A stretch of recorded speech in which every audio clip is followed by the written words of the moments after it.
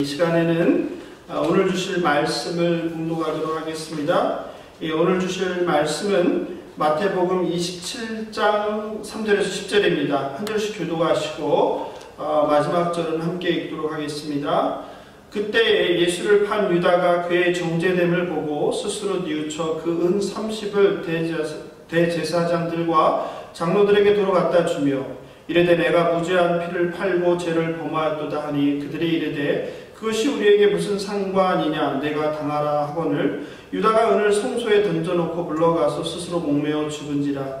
대제사장들이 그 은을 거두며 이르되 이것은 핏값이라 성전고에 넣어둠이 옳지 않다 하고 은혼한 후 이것으로 토기장의 밭을 사서 나그네의 묘지를 삼았으니 그러므로 오늘날까지 그 밭을 피밭이라 일컫느니라. 이에 선지자 예레미야를 통하여 하신 말씀이 이루어졌나니 일렀으되 그들이 그 가격 매겨진 자 곧 이스라엘 자손 중에서 가격 매긴 자의 가격 곧 은 30을 가지고 함께 읽겠습니다. 토기장의 밭 값으로 주었으니 이는 주께서 내게 명하신 바와 같으니라 하였더라. 아멘. 오늘은 아겔다마 유다의 선택이라는 제목으로 하나님 말씀을 여러분과 함께 나누고자 합니다. 어떻게 한 주간도 평안하셨는지요? 또 이제 기말 시험이 얼마 남지 않아서 여러분 나름 분주한 삶을 살아가고 있지 않을까 생각이 듭니다. 오늘 하나님께서 우리를 향하여 주신 말씀을 통하여 하나님의 뜻을 생각하고 우리에게 주시는 은혜를 깨닫는 시간 됐으면 좋겠습니다. 2016년 12월 26일 영국의 작가이자 저널리스트인 피터 스탠퍼스의 예정된 악인 유다라는 흥미로운 제목의 책이 한국에서 출판되어 관심을 끌었습니다. 이 저자인 피터 스탠퍼스는 2000년 역사에서 가장 저주받은 이름 유다의 흔적을 찾아서 예루살렘으로 떠납니다. 피터는 기독교 역사에서 가장 악명 높은 배신자이자 예수님의 12제자라는 영광을 누리고도 고작 은 30의 예수를 판 유다가 죽은 장소인 아겔다마로 먼저 향합니다. 그러면서 그는 스스로 이런 질문을 던집니다. 유다는 뼛속까지 사악한 배신자일까? 아니면 원대한 신의 섭리에 따라 쓰인 부속품이었을까? 라는 질문입니다. 저자는 사람들의 관심도 없고 자료도 많이 남아있지 않은 유다를 2000년 기독교 역사를 통해 추적해 가면서 그를 억울한 희생양으로 회복시키기 위한 증거 수집에 전념합니다. 오늘 우리가 읽은 마태복음 27장에서 예수님께서 잡혀가셔 사형 선고를 받으신 것을 보고 그때서야 정신이 들어 뉘우친 유다는 예수님을 배반하고 받은 은 30을 성전 안에 던져놓고 돌아와서 스스로 목을 매달아 자살하였습니다. 대제사장들은 돌려받은 그 돈으로 토기장의 밭을 사서 나그네들의 묘지를 삼았는데 그것이 오늘날까지 아겔다마 피밭이라는 이름으로 불리게 되었습니다. 사도행전의 저자로 알려진 누가는 누가복음 1장 18, 19절에서 배신자 유다의 최후를 잔인할 정도로 자세하게 묘사합니다. 제가 읽어드리겠습니다. 이 사람이 불의의 삭스로 밭을 사고 후에 몸이 곤두박질하여 배가 터져 창자가 다 흘러나온지라. 이 일이 예루살렘에 사는 모든 사람에게 알려져 그들의 말로는 그 밭을 아겔다마라 하니 이는 피밭이라는 뜻이라. 예루살렘 남쪽 기드온 계곡과 흰놈의 골짜기가 만나는 지점에 피밭이라고 불리는 공터가 있는데 지금은 그곳에 아겔다마 수도원이 있습니다. 바로 오늘 설교의 제목 아겔다마 유다의 선택이 이 본문에서 제가 가져왔습니다. 이탈리아의 유명한 시인 단테는 위대한 서사시 신곡을 썼습니다. 그는 신곡의 3편 중 1편인 지옥편에서 지옥을 9단계로 나누어진 층으로 묘사합니다. 그리고 배신자는 지옥의 가장 깊숙한 곳에 있다고 묘사합니다. 서사시의 화자인 단테는 고대 로마 서사시인인 베르길리우스라는 사람이 인도하는 영적 여행을 함께 떠납니다. 단테는 낙원에 도착하고 그리고 이제 지옥으로 들어갑니다. 아래층으로 내려갈수록 지옥에 머무는 사람들을 만나는데요. 처음에 있는 자들이 음탕한 자들, 그리고 식탐한 자들, 돈을 낭비한 자들, 분노한 자들, 그리고 나태한 자들이 등장합니다. 그리고 가장 깊은 지옥인 9번째 마지막 지옥을 묘사하는데 거기에는 무시무시한 장면이 있었습니다. 뭐가 있었을까요? 예, 다름 아닌 악마 루시퍼가 하반신이 얼음에 파묻힌 채로 3명의 죄인의 머리를 뜯어먹고 있었습니다. 무섭죠? 그 3명이 누구일까요?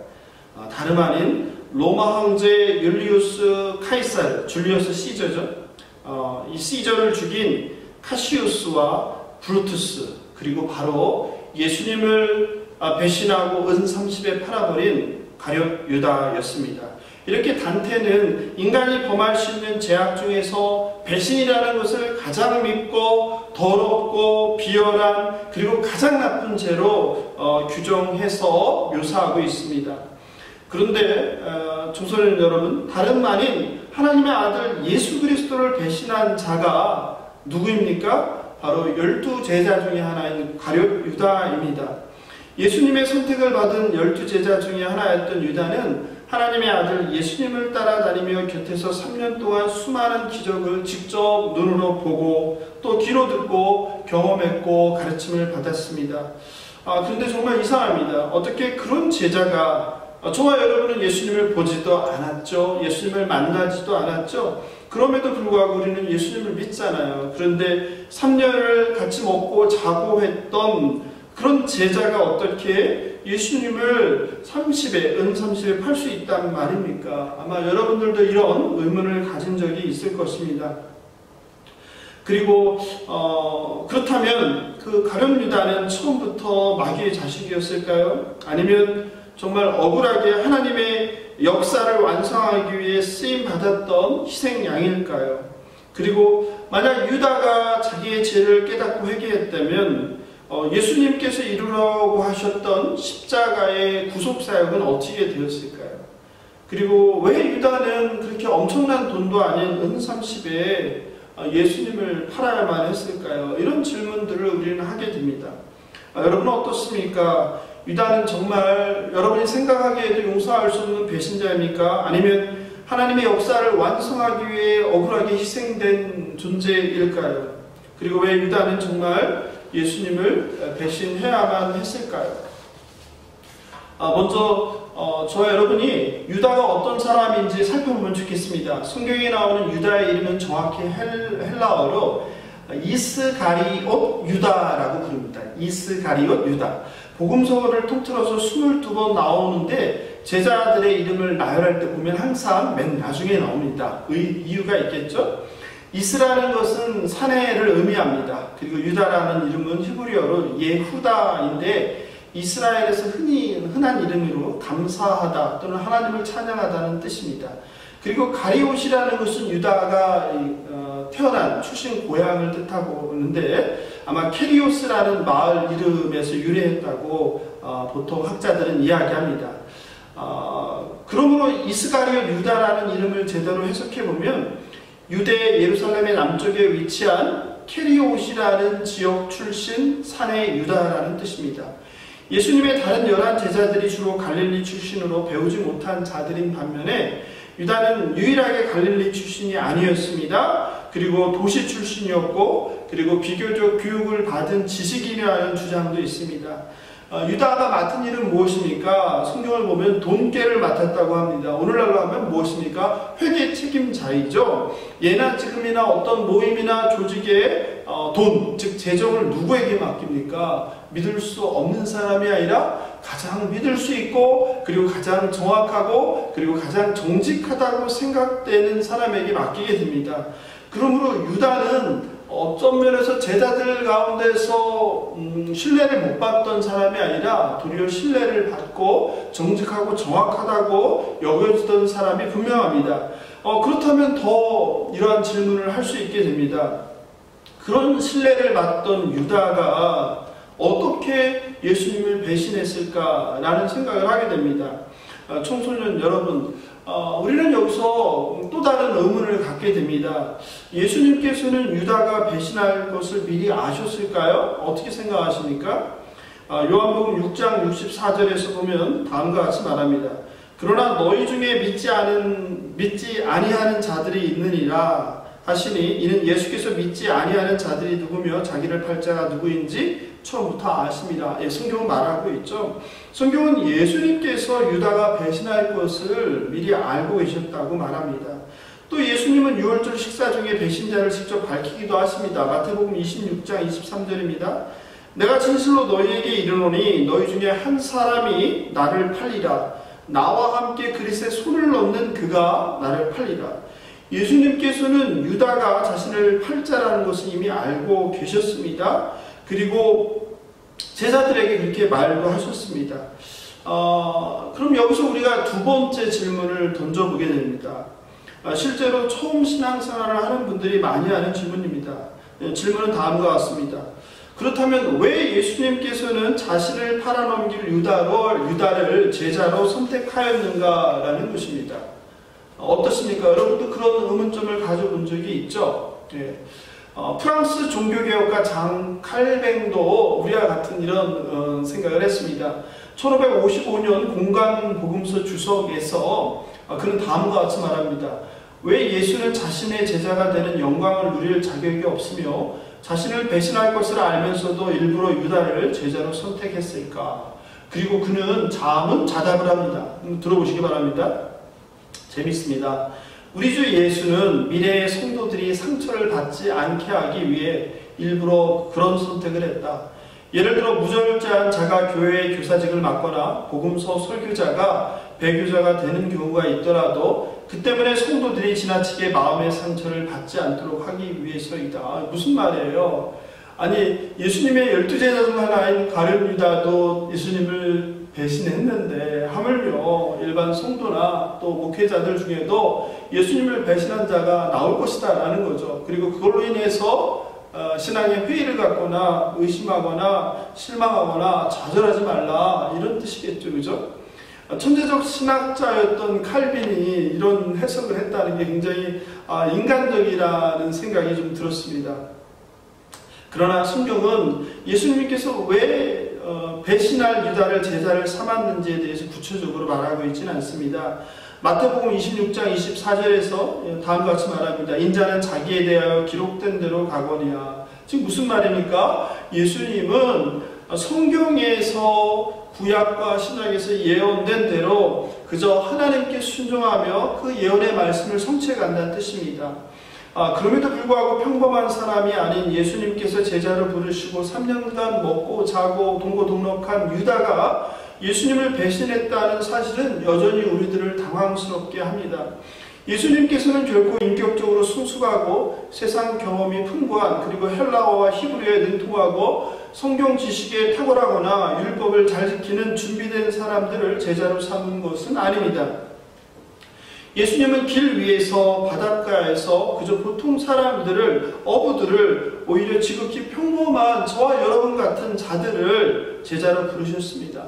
날마다 범죄하며 유혹에 넘어지는 유다와 별반 다를 것 없는 우리들 자신을 바라본다면 유다의 배신이 그렇게 놀랍거나 당한 일도 아니라는 생각이 듭니다. 여기 모인 저와 또 지금 예배를 함께 드리는 여러분도 마찬가지입니다.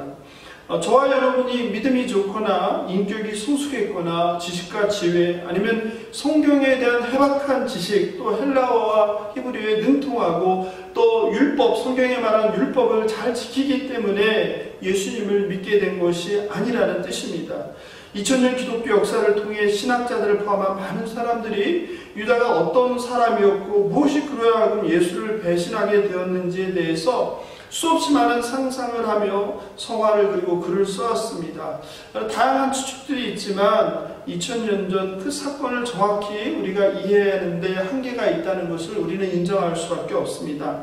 청소년 여러분, 그럼 제자였던 유다는 왜 예수님을 배신하였는지에 대해서 성경을 통해서 답을 함께 찾아보면 좋겠습니다. 첫 번째, 유다가 예수님을 배반한 첫 번째 이유는 그의 탐심과 하나님 나라에 대한 잘못된 이해였습니다. 유다는 돈을 사랑하였다고 합니다. 마태복음 26장 15절입니다. 내가 예수를 너희에게 넘겨주리니 얼마나 주려느냐. 어떤 장면입니까? 유다가 대제사장들을 찾아가서 소극적으로 주저함의 행위가 아니라 적극적으로 그들에게 얼마를 줄 건지 흥정하며 돈을 요구합니다. 유다의 무엇을 볼 수 있습니까? 돈을 사랑하는 모습을 우리가 보게 됩니다. 또 요한복음 12장 5절 6절에도 이런 장면이 나옵니다. 이 향유를 어찌하여 300데나리온에 팔아 가난한 자들에게 주지 아니하였느냐 하니 이렇게 말하면 가난한 자들을 생각함이 아니요 그는 도둑이라 돈꾀를 맞고 거기 넣는 것을 훔쳐가니라. 성경은 아예 대놓고 요한을 뭐라고 합니까? 유다를 뭐라고 합니까? 유다를 도둑이라고 표현하고 있습니다. 그리고 돈을 훔쳐갔다고 말합니다. 기독교 사상에 큰 영향을 준 13세기 이탈리아 신학자 토마스 아퀴나스는 신학대전에서 다음과 같이 말합니다. 성부께서 그리스도를 보내신 것은 사랑으로 인함이었고 그리스도는 죽음 앞에 자신을 내놓으셨다. 반면에 유다는 탐욕 때문에 그리스도를 넘겼다. 또 성 아우구스티누스는 요한복음 강해에서 다음과 같이 말합니다. 유다는 목자의 외침을 들었지만 사실 그는 늑대였다. 그는 양의 탈을 쓰고 목자를 따랐지만 실제로는 목자를 잡기 위한 덫을 놓고 있었다. 즉 성경이 말하는 유다가 예수님을 배반한 이유는 무엇입니까? 바로 탐심이죠. 그리고 하나님 나라에 대한 잘못된 이해였습니다. 유다는 이렇게 잘못된 믿음과 그리고 세상적 욕망을 가진 사람이었습니다.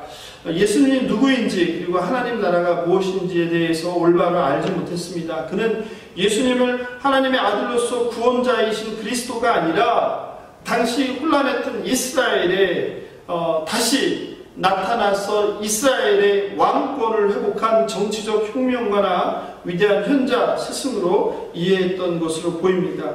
그에게 예수님께서 이를 하나님 나라가 아니라 이스라엘 왕국, 이스라엘의 회복을 꿈꿨던 것입니다. 그리고 그런 날이 왔을 때 거기에서 한 자리를 차지할 생각을 했던 것은 아닌가라는 생각이 됩니다. 그는 로마 제국의 압박으로부터 해방된 새로운 왕국을 예수가 세우고 그곳에서 자신이 누릴 부귀영화를 꿈꿨던 자였습니다. 결국 그는 탐심과 그리고 잘못된 하나님 나라에 대한 이해 그리고 잘못된 예수님에 대한 이해로 결국 예수님을 팔아버리게 되었습니다. 성경이 말하는 두 번째 유다가 예수님을 배신한 이유는 그는 사탄의 도구였기 때문입니다. 루터는 유다를 사탄의 도구라고 하였습니다. 루터는 그리스도 순환에 대한 설교에서 다음과 같이 말합니다. 유다는 죄에 굴복했기에 육신의 안락함을 추구하다가 사탄에게 완전히 사로잡혔고 사탄의 명령으로 주님을 배신하는 터무니없는 짓을 저지르기에 이르렀다고 합니다. 요한복음 13장 2절에서도 다음과 같이 말합니다. 마귀가 벌써 시몬의 아들 가룟 유다의 마음에 예수를 팔려는 생각을 넣었더라. 그리고 27절입니다. 조각을 받은 후 곧 사탄이 그 속에 들어간지라. 성경은 말하고 있습니다. 유다를 마귀, 사탄이라고 이야기하고 있습니다. 그리고 유다가 예수님을 배반한 세 번째 이유는 하나님의 섭리와 인간의 선택이라고 할 수 있습니다. 교회사를 통해서 유다가 배신자가 아니라 하나님의 섭리, 역사에 쓰인 억울한 희생자라고 옹호하려는 많은 시도들이 있었습니다. 대표적인 사람이 1세기 로마의 법학자인 켈수스였습니다. 그는 하나님이 예수의 가장 가까운 동료를 배신자이자 불경한 자로 만들었고 이것은 이미 계획된 것이라고 주장하였습니다. 그러므로 유다의 배신은 사악한 행위가 아니라 그저 하나님이 원한 일을 행했을 뿐이라는 주장입니다. 어떻습니까? 굉장히 공감도 되고 동의되고 싶은 마음이 들지 않습니까? 그러나 3세기 기독교 공동체의 유명한 스승이었던 오리게네스는 켈수스를 논박함이라는 책에서 이러한 주장을 맹렬히 비난합니다. 한번 들어보시기 바랍니다. 신은 인간의 모든 행위를 주관하지 않는다. 오히려 인간에게 자유의지를 주었다. 따라서 유다의 행위는 유다가 스스로 선택한 것이다. 즉 유다는 하나님의 아들 예수가 인류를 구원하도록 하나님이 미리 세워둔 계획에 맞춰 예수를 배반한 것이 아니다. 유다는 탐욕스러운 기질로 태어났고 스승을 팔아넘기려는 사악한 의도를 지니고 있었다. 오리게네스는 유다가 사악하며 배신이 아닌 다른 행위를 하거나 적어도 그런 고려를 할 선택권이 있었지만 결국에는 탐심에 이끌려 스스로 자유의지에 따라 스승이신 예수 그리스도를 메시아 예수 그리스도를 죽음으로 내몰았다라고 지적을 합니다. 성 아우구스티누스도 요한복음 강해에서 다음과 같이 말합니다. 유다는 예수의 총애를 받았지만 감사할 줄 몰랐고 오히려 스승을 팔아넘기고 목숨을 끊어 생명을 배신하기까지 했다. 이 모든 사악함은 유다의 것이다. 다만 주님은 그 사악함을 선함에 사용하셨다라고 합니다. 유다를 억울한 희생자가 아니라 배신자 유다라는 것을 강조합니다. 칼뱅도 하나님께서는 유다의 반역조차 당신의 뜻이 완성되는 선한 방향으로 이끌어 가신다고 말합니다. 그리고 이렇게 하나님의 아들 예수 그리스도를 배신한 유다는 결국 비참한 최후를 맞이합니다. 유다는 진정으로 그리스도인의 사람이 아니었습니다. 다시 하겠습니다. 유다는 진정으로 다시 하겠습니다. 그리고 이렇게 예수님을 배신한 유다는 결국 비참한 최후를 맞이합니다. 유다는 어떤 점에서 진정으로 그리스도인은 아니었습니다. 그는 사도에 속했지만 예수님의 12제자에 속해 있지만 예수님과 진정한 관계에 있지는 않았습니다. 성경은 유다가 본질적으로 멸망의 자식이요 사탄의 도구라고 말하고 있습니다. 그렇다면 성경 속에서 가장 부끄러운 일은 배신자 유다, 태어나지 않았더라면 좋을 뻔했던 한 인간, 목을 메어 자살로 비참한 최후를 맞이해야 했던 유다를 통해서 우리는 무엇을 배울 수 있습니까?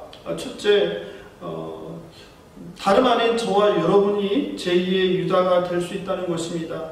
하나님께서는 제자인 유다의 배신을 통해 진정한 믿음이 무엇인지 우리들에게 말씀하십니다. 사실 유다를 인류 역사의 최악의 배신자라고 비난할 자격이 저와 여러분에게는 없습니다. 유다는 은 30에 예수님을 팔았습니다. 은 30은 성인 노동자의 120일의 품삯입니다. 저와 여러분도 삶의 정황 가운데 얼마든지 매 순간 예수님을 부인하며 세상에 먹음직하고 보암직한 유혹들에 그리고 우리 자신의 욕망을 위해서 예수님을 부인할 수 있습니다. 그런 점에서 어쩌면 저와 여러분이 유다 자신입니다. 아니 실제로 우리는 날마다 하나님의 말씀에 불순종하며 하나님을 아프게 하는 삶을 살아갑니다. 하나님을 사랑하지도 않고 이웃을 사랑하지도 않습니다. 가까이 있는 부모와 선생님을 존경하지도 또 곁에 있는 어려움에 처한 친구를 돕지도 또 친구를 위해서 희생하지도 않습니다. 오직 나 자신밖에 모르는 이기적인 존재입니다. 그런 점에서 다름 아닌 유다는 저와 여러분이 될 수 있다는 사실을 우리는 겸손하게 인정하고 받아들여야 할 것입니다. 유다를 통해서 우리에게 주시는 두 번째 교훈은 하나님께서 기회를 주실 때 진심으로 하나님께 회개해야 한다는 사실입니다. 다시 하겠습니다. 사랑하는 청소년 여러분, 혹시 지금은 세상 즐기면서 마음대로 하고 싶은 대로 살다가 나중에 죽기 전에 회개하면 하나님께 구원받을 수 있는 거 아닌가? 라는 생각으로 살고 있지는 않습니까?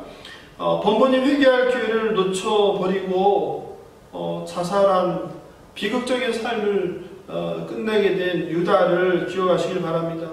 저와 여러분이 언제나 성령의 세미한 음성에 반응하며 예수님께 나아가길 바랍니다. 주여 죄인을 불쌍히 여겨 주옵소서. 주여 자비를 베풀어 주옵소서. 이렇게 하나님께 기도하고 죄에 민감한 삶을 사는 저와 여러분 되길 바랍니다. 인류 역사상 유다만큼 즐기듯 즐기게 수천년 인류 역사를 통해 많은 사람들에게 욕을 먹는 사람은 없을 것입니다. 그러나 그는 우리와 다른 특별한 누군가가 아니라 바로 저와 여러분처럼 연약한 자였고 하나님 나라가 아니라 세상 나라를 꿈꾸고 얻고 그리고 다른 사람들을 위한 삶이 아니라 자기 자신의 욕망을 따라서 살아간 사람이라는 것을 우리가 기억해야 합니다.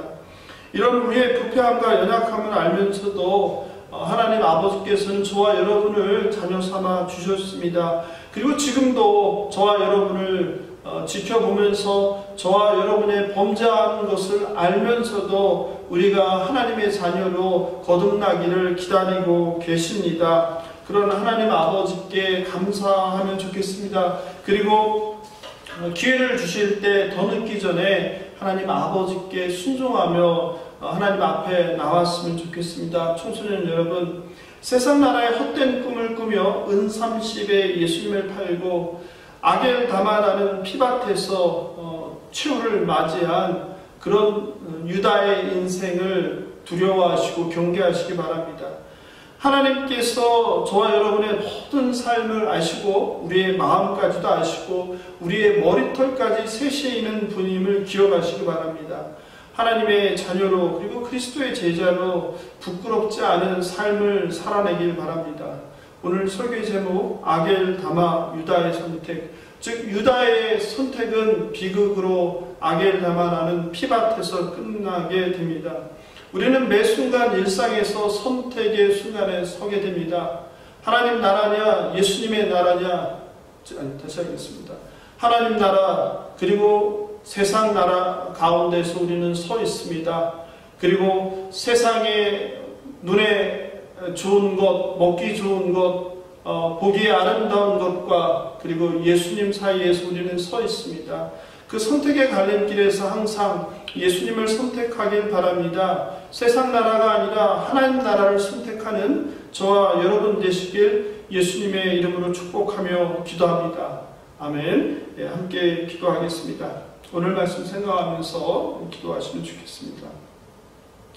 인애가 풍성하고 노하기를 더디하시는 창조주 하나님 아버지, 저희들도 유다처럼 연약한 존재입니다. 저희들도 얼마든지 예수님을 배신할 수 있는 존재임을 고백합니다. 탐심과 세상 욕망으로 예수님을 배신하고 팔아버리는 유다 같은 자들 되지 않도록 성령 하나님 저희들의 믿음을 지켜주시옵소서.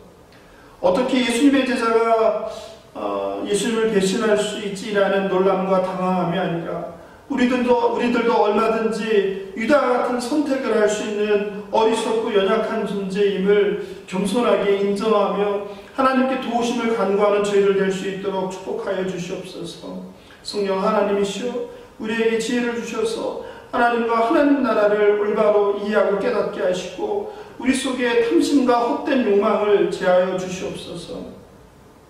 하나님의 자녀요 그리스도의 제자라는 정체성을 늘 기억하게 하시고 세상 가운데에서 욕망을 따라 사는 존재가 아니라 빛과 소금의 역할을 감당하는 우리 주일학교 청소년들 될 수 있도록 인도하여 주시옵소서.